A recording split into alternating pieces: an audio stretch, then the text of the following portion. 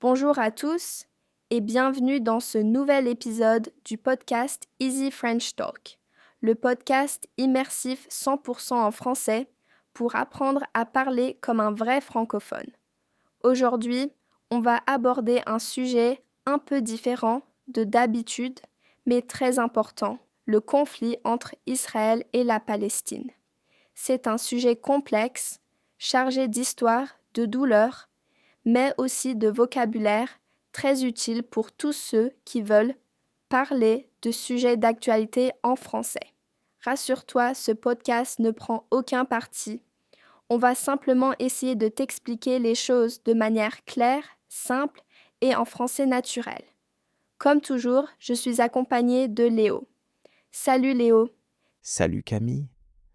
Salut à tous. Je suis très content de faire cet épisode avec toi, même si le sujet est sérieux et parfois difficile. Mais je pense que c'est super important pour nous, les apprenants de français, d'apprendre à parler de ce genre de sujet. Parce qu'on ne parle pas toujours que de la météo ou du pain au chocolat. Dans les journaux, à la télé ou même dans une conversation entre amis, on peut souvent entendre parler de l'actualité internationale. Et ce conflit, on en entend parler depuis très longtemps. Moi, j'avoue que j'ai toujours eu du mal à comprendre exactement ce qui se passe. Alors j'espère qu'aujourd'hui, on va pouvoir démystifier un peu tout ça. Oui, c'est exactement le but. On ne va pas tout raconter, évidemment, car ce serait trop long, mais on va t'expliquer les bases, l'histoire, les grands événements, les mots importants et aussi comment exprimer une opinion de manière respectueuse. Et puis, on va surtout t'aider à comprendre le français utilisé dans ce type de discussion. Avant de commencer, une petite remarque. Le vocabulaire lié au conflit, à la politique ou à la guerre peut être délicat. Alors prends le temps, n'hésite pas à réécouter, à noter les mots nouveaux et à faire des pauses si tu en ressens le besoin. Très bon conseil. Alors Camille, pour commencer, est-ce que tu peux m'expliquer en quelques mots l'origine du conflit? Pourquoi est-ce qu'il y a une guerre, ou en tout cas un affrontement entre Israël et la Palestine? Très bonne question. Pour résumer de façon simple, tout commence au début du XXe siècle, même un peu avant. À cette époque, la région qu'on appelle aujourd'hui Israël ou Palestine faisait partie de l'Empire ottoman, puis est passée sous contrôle britannique après la Première Guerre mondiale. C'est ce qu'on appelle le mandat britannique de Palestine. À cette époque, il y avait une population arabe majoritaire qui vivait sur ce territoire, mais aussi une minorité juive. Avec la montée de l'antisémitisme en Europe, et notamment après la Seconde Guerre mondiale et l'Holocauste, de plus en plus de Juifs ont émigré vers cette région pour y fonder un État juif. En 1947, les Nations unies ont proposé un plan de partage du territoire. Une partie pour un État juif, une autre pour un État arabe, et Jérusalem sous contrôle international. Les Juifs ont accepté ce plan, mais les pays arabes voisins et les Palestiniens l'ont refusé. Et en 1948, l'État d'Israël a été créé. D'accord. Donc la naissance d'Israël marque un point de départ fort dans le conflit. Exactement. En 1948, après la déclaration d'indépendance d'Israël, une guerre éclate immédiatement entre Israël et plusieurs pays arabes voisins. À la fin de cette guerre, Israël a conquis plus de territoire que prévu dans le plan de l'ONU. Des centaines de milliers de Palestiniens ont été déplacés ou ont fui. Et c'est ce qu'on appelle la Nakba, un mot arabe qui signifie catastrophe. Pour les Palestiniens, c'est un traumatisme historique. Depuis, il y a eu plusieurs guerres, des soulèvements, ce qu'on appelle les intifadas, et beaucoup de tensions. C'est vraiment triste. Et aujourd'hui, la situation n'est toujours pas résolue. Il y a toujours deux territoires palestiniens. Non? La Cisjordanie et Gaza. Oui, la Cisjordanie est occupée en grande partie par Israël, avec des colonies israéliennes qui sont très controversées. Gaza est un territoire contrôlé par le Hamas, un mouvement islamiste radical. Il y a aussi l'autorité palestinienne, qui gouverne en partie la Cisjordanie. Donc tu vois, c'est très fragmenté. Israël affirme vouloir se défendre contre les attaques, tandis que les Palestiniens réclament un État indépendant et la fin de l'occupation. Il y a eu des tentatives de paix, comme les accords d'Oslo dans les années 1990, mais malheureusement, rien n'a abouti à une solution durable. Et qu'en est-il de Jérusalem? C'est une ville très importante, non? Oui, Jérusalem est au cœur du conflit. C'est une ville sainte pour trois religions, le judaïsme, le christianisme et l'islam. Les deux peuples, israéliens et palestiniens, revendiquent Jérusalem comme capitale. Israël considère Jérusalem comme sa capitale une et indivisible, tandis que les Palestiniens veulent Jérusalem-Est comme capitale de leur futur État. C'est un point de blocage majeur. Merci Camille. C'est déjà beaucoup plus clair. On sent que c'est une histoire pleine d'émotions, de blessures profondes, mais aussi de complexité politique.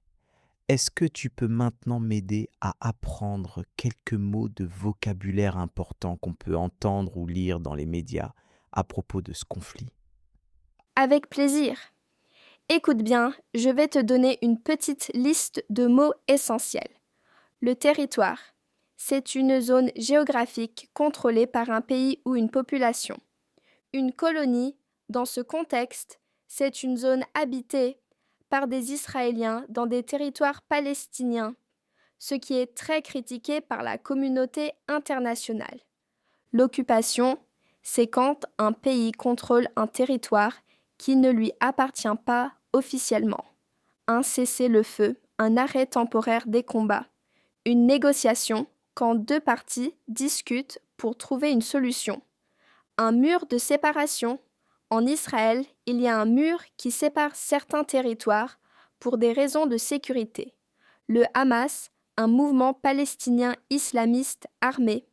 L'ONU, l'Organisation des Nations Unies, qui joue un rôle dans la diplomatie internationale.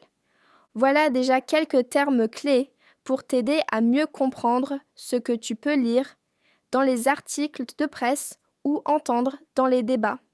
Merci beaucoup. Je vais les noter et les réviser. C'est vraiment utile. Et je sens que cette conversation m'aide non seulement à comprendre un sujet complexe, mais aussi à améliorer mon français. C'est exactement ce que je cherchais. Camille, merci encore pour toutes ces explications. J'ai l'impression qu'on vient à peine de commencer à explorer le sujet. Il y a tellement d'éléments à prendre en compte, d'émotions, de points de vue différents. J'ai envie d'approfondir un peu plus la question des tentatives de paix. On entend souvent parler de négociations, de processus de paix, d'accords signés. Mais au final, rien ne semble vraiment fonctionner. Est-ce que tu peux m'expliquer un peu pourquoi? Tu fais bien d'en parler, Léo, parce que c'est une question centrale. En effet, depuis la création de l'État d'Israël en 1948, plusieurs tentatives de paix ont été faites. Mais celle dont on parle le plus, ce sont les accords d'Oslo, signés dans les années 1990. Ces accords ont été négociés entre Israël et l'Organisation de libération de la Palestine, l'OLP, dirigée à l'époque par Yasser Arafat. En 1993, une image a fait le tour du monde, celle de Yitzhak Rabin, Premier ministre israélien, serrant la main de Yasser Arafat, sous les yeux du président américain Bill Clinton. C'était un moment historique. J'ai vu cette photo? Oui, elle est très connue. On a l'impression que c'était un moment de grand espoir. Absolument. À ce moment-là, beaucoup de gens ont cru que la paix était enfin possible. L'idée des accords d'Oslo, c'était de reconnaître mutuellement l'existence d'Israël et de la Palestine, de commencer un processus de paix progressif et d'aboutir à la création d'un État palestinien. On a même créé une autorité palestinienne pour gérer les territoires palestiniens, notamment en Cisjordanie. Mais malheureusement, ce processus a été lent, compliqué et plein d'obstacles. Il y a eu des attentats, des assassinats politiques, comme celui de Rabin en 1995, et une méfiance croissante des deux côtés. Donc même les moments d'espoir ont été fragiles. Est-ce que les gens sur place croient encore à la paix aujourd'hui? C'est une question très difficile. Beaucoup de gens, des deux côtés, ont perdu confiance. Il y a des Israéliens qui ont peur des attaques et des Palestiniens qui se sentent abandonnés, enfermés, privés de droits. Mais malgré tout, il y a aussi beaucoup de personnes, d'associations, de groupes, de citoyens qui continuent à se battre pour la paix, pour le dialogue. Tu sais, on parle souvent des gouvernements, des armées, des extrémistes, mais il y a aussi des gens simples, des familles, des jeunes, des professeurs, des artistes qui veulent juste vivre en paix. Ils existent et il faut en parler aussi. C'est vrai que dans les médias, on entend surtout parler de la violence, des conflits, des bombes, mais jamais des gens qui essaient de construire quelque chose. Ça me touche ce que tu dis, et je pense que pour un apprenant de français comme moi, c'est important aussi d'apprendre à exprimer l'espoir. Pas seulement la peur ou la colère. Tu as totalement raison. Et c'est pour ça que ce podcast est important. Parce qu'il te permet d'élargir ton vocabulaire, de mieux comprendre les nuances, de réfléchir à des sujets complexes en français. Et maintenant, je vais te proposer un petit exercice. Je vais te donner quelques expressions qu'on utilise souvent dans ce type de discussion et tu vas essayer de les comprendre. Prêt? Oui, je suis prêt. Alors écoute bien, la paix durable. Cela signifie une paix stable qui ne se casse pas après quelques jours ou quelques mois. La cohabitation pacifique, c'est le fait de vivre ensemble, même si on est différent, sans violence. L'occupation militaire, on l'a déjà vu, c'est quand un pays contrôle un territoire par la force. Les droits fondamentaux, ce sont les droits que chaque être humain devrait avoir, comme la liberté, la sécurité, l'accès à l'éducation, le cessez-le-feu, un arrêt temporaire, des combats, la diplomatie, c'est l'art de négocier entre pays pour éviter les conflits. Le droit au retour, c'est une revendication de certains Palestiniens qui veulent revenir sur les terres de leurs ancêtres. Tu veux en essayer un ou deux, choisis une expression et essaie de la reformuler avec tes mots. D'accord, je choisis la paix durable. Pour moi, ça veut dire une paix qui ne dure pas juste quelques jours, mais qui est stable, qui permet aux gens de reprendre une vie normale, sans peur. Parfait, très bien expliqué. Et justement, dans ce conflit, c'est ce que beaucoup de gens espèrent. Une paix durable, pas un simple cessez-le-feu fragile. Et le droit au retour, j'ai du mal à comprendre exactement ce que ça implique. C'est normal, c'est une notion complexe. En résumé, beaucoup de Palestiniens ont été déplacés en 1948, où sont les descendants de personnes qui ont dû fuir. Certains vivent dans des camps de réfugiés dans d'autres pays. Le droit au retour, c'est l'idée qu'ils devraient pouvoir revenir sur les terres d'où leurs familles ont été expulsées.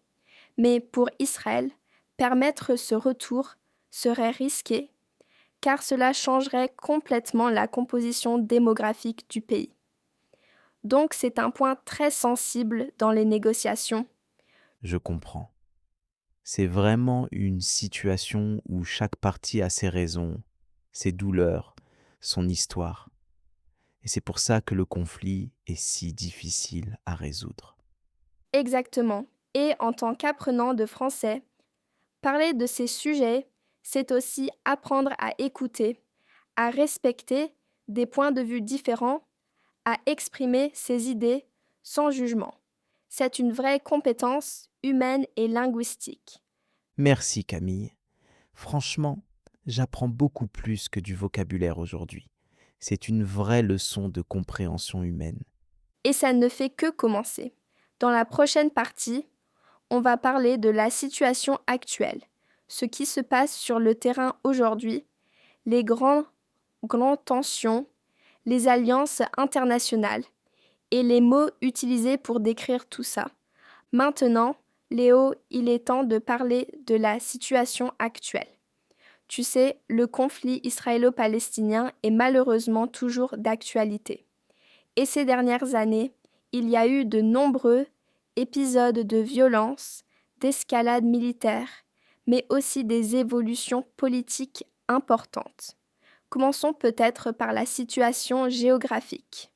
Oui, je pense que c'est utile de rappeler ça, parce qu'on parle souvent de Gaza, de Jérusalem-Est, de la Cisjordanie, mais c'est parfois difficile à visualiser. Exactement. Alors, aujourd'hui, la Cisjordanie est un territoire à l'est d'Israël, majoritairement peuplé de Palestiniens.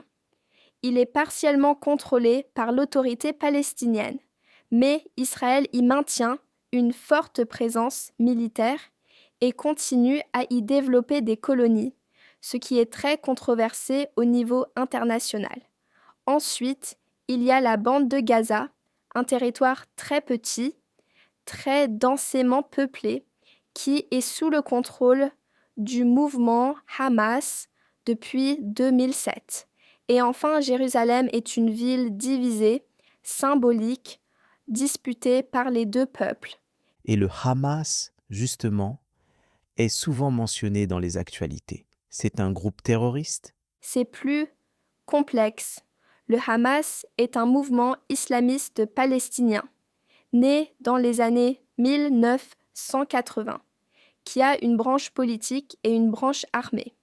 Il est classé comme organisation terroriste par plusieurs pays, dont les États-Unis et l'Union européenne, en raison de ses attaques contre des civils israéliens. Mais il est aussi perçu par une partie des Palestiniens comme une résistance contre l'occupation.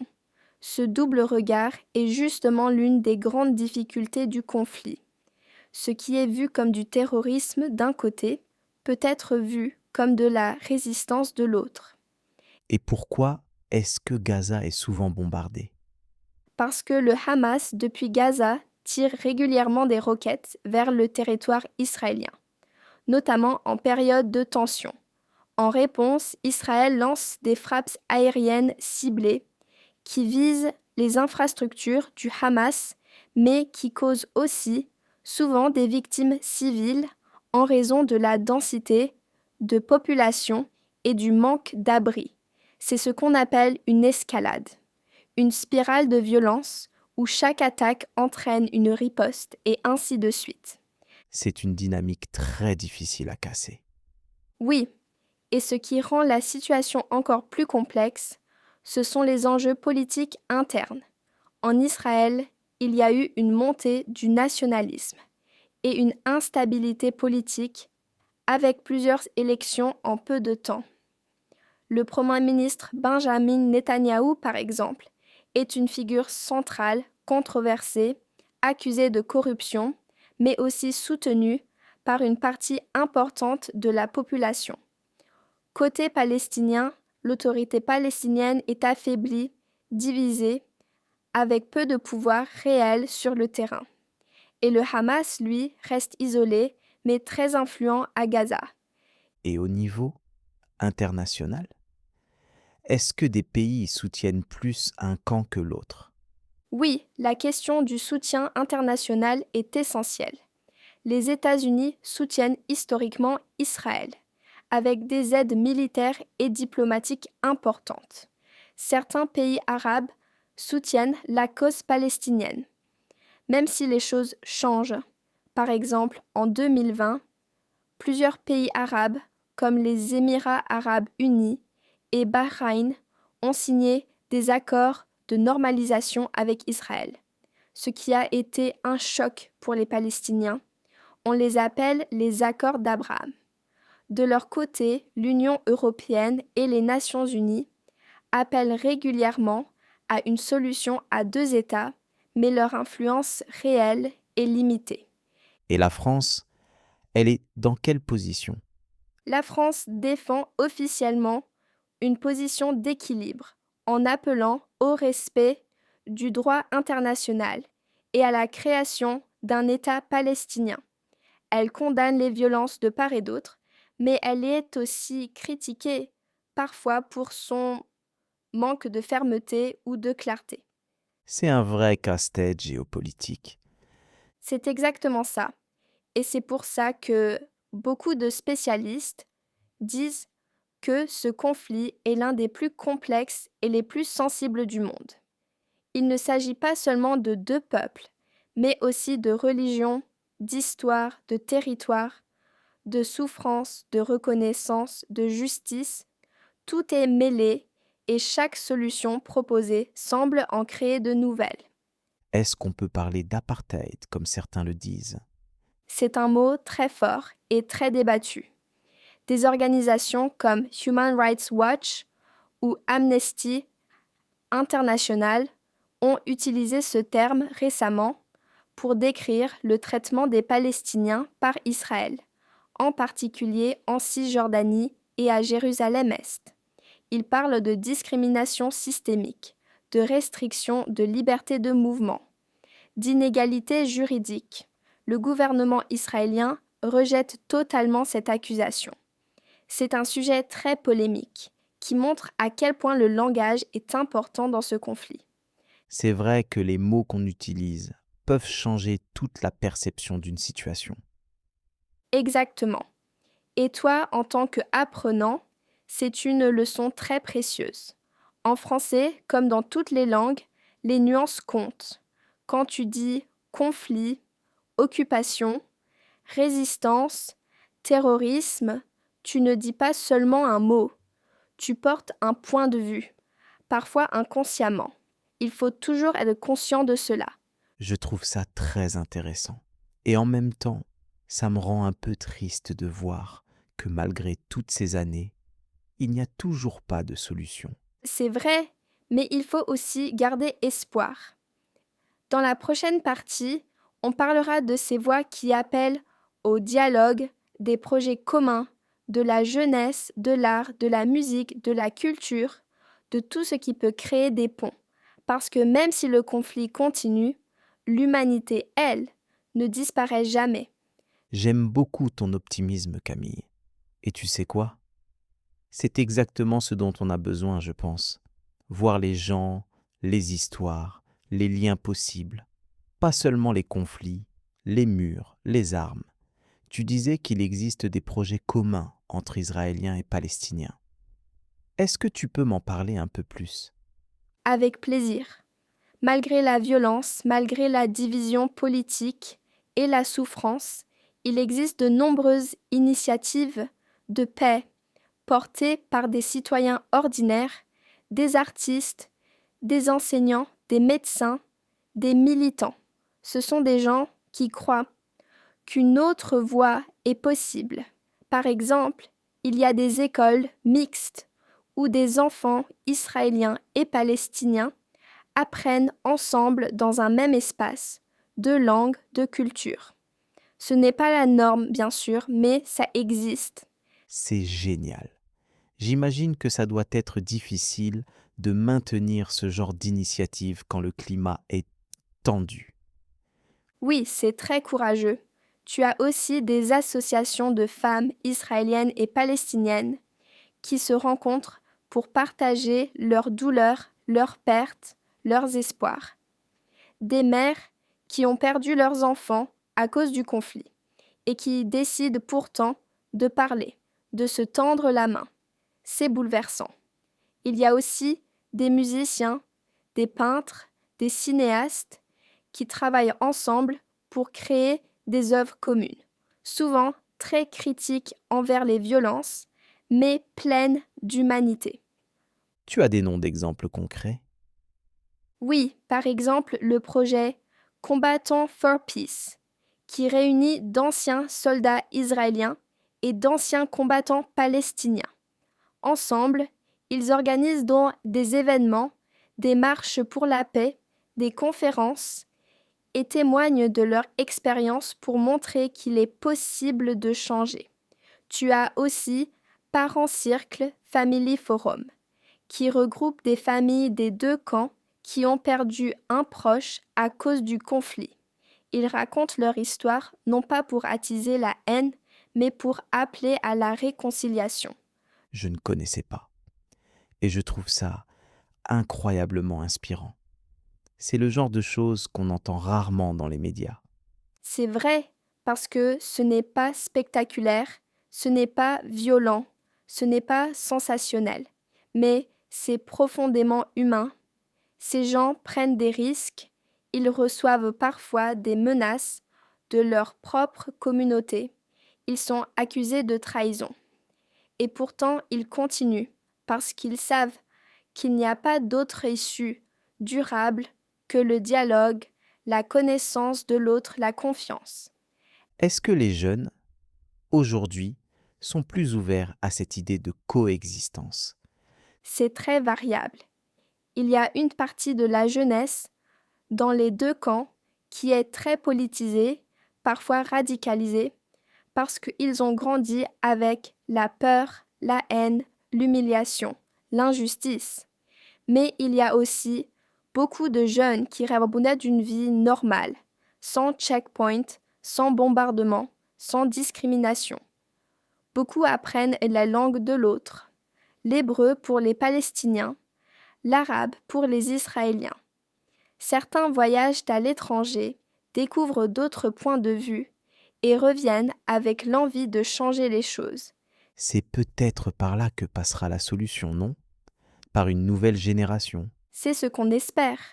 Mais il faut aussi que les conditions matérielles changent. Une jeunesse qui n'a pas accès à une éducation de qualité, à un emploi, à la sécurité, aura du mal à s'engager pour la paix. Il faut créer un climat de confiance et pour cela, il faut du courage politique, des gestes forts, des garanties internationales. On ne résout pas un conflit aussi ancien seulement avec de la bonne volonté. Il faut des actes. Et l'éducation, justement, est-ce qu'elle peut jouer un rôle dans ce processus? Un rôle fondamental. L'éducation peut transmettre des valeurs de paix, de tolérance, de respect. Mais elle peut aussi, malheureusement, perpétuer des préjugés, des haines, des récits biaisés. Tout dépend de ce qu'on enseigne, des manuels utilisés, de l'attitude des professeurs.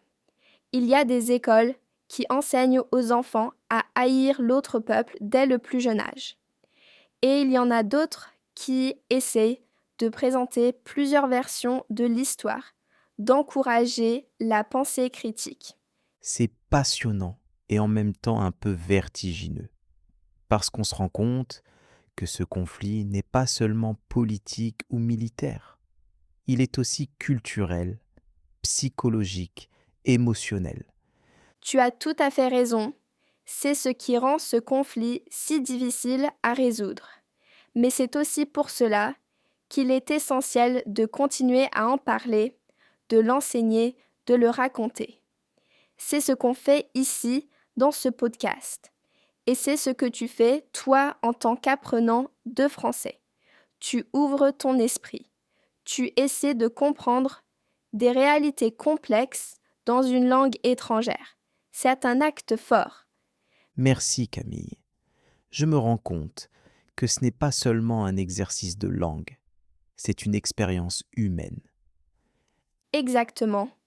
Et c'est comme ça qu'on apprend vraiment, en s'intéressant à l'autre, en écoutant, en remettant en question nos idées toutes faites. Apprendre une langue, c'est s'ouvrir au monde. Camille, je dois te dire que cette discussion me fait réfléchir profondément. Je suis venu ici pour apprendre le français, mais j'ai l'impression que j'en retire bien plus. Une compréhension du monde, une autre façon de voir les choses. Est-ce que tu crois qu'un jour, ce conflit sera totalement terminé? C'est une question difficile, Léo. Certains disent que tant qu'il y aura de l'injustice, de la peur, de la mémoire du sang versé, il y aura toujours des tensions.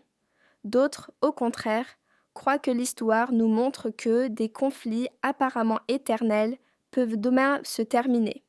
Regarde l'Irlande du Nord, l'Afrique du Sud, le Rwanda. Des tragédies profondes, mais des pas vers la paix ont été faits. Tu veux dire qu'il y a de l'espoir? Toujours, même si le chemin est long. Il y a une phrase que j'aime beaucoup.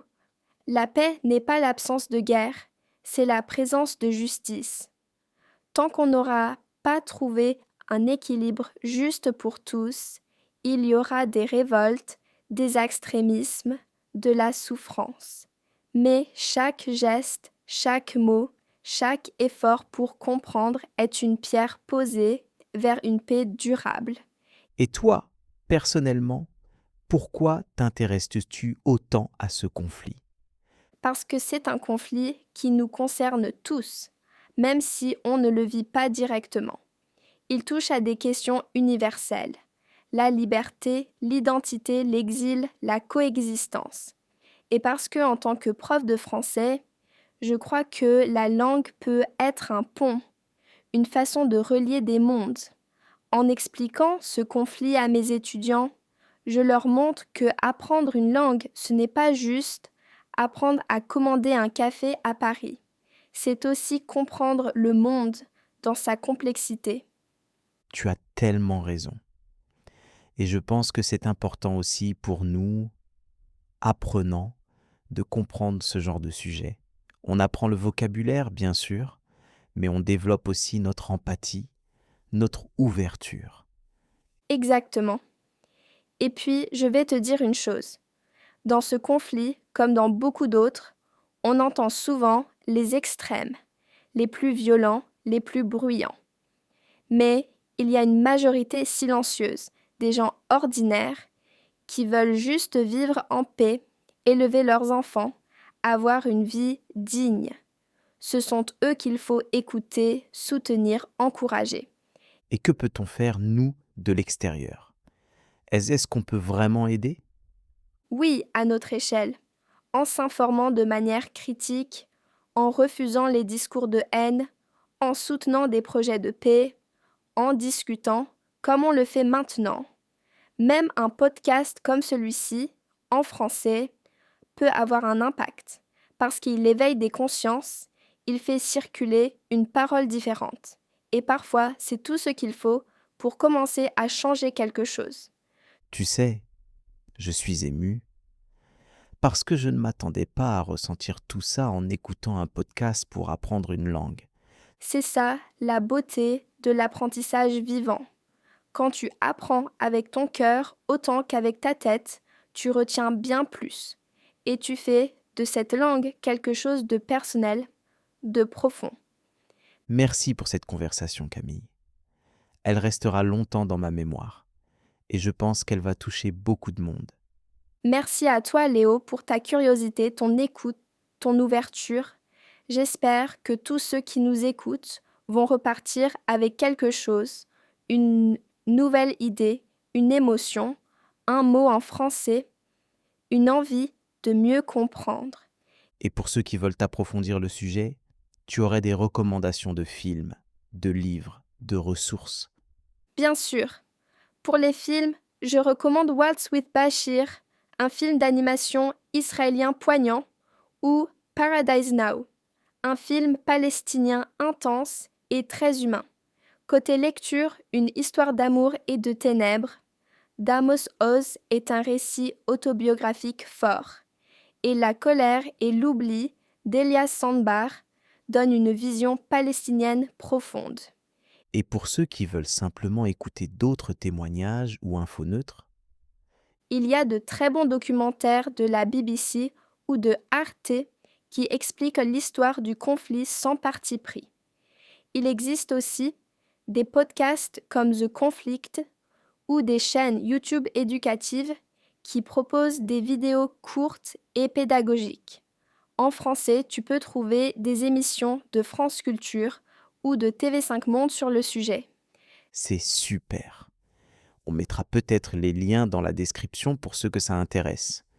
Bonne idée. Et surtout, on invite nos auditeurs à commenter, à partager leurs impressions.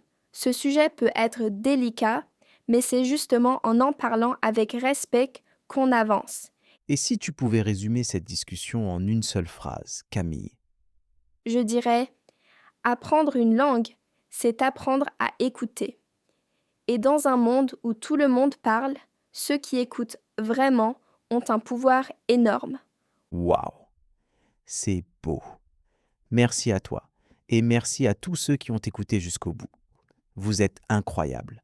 Apprendre une langue comme le français en écoutant un podcast comme celui-ci, c'est un vrai acte de courage et de curiosité.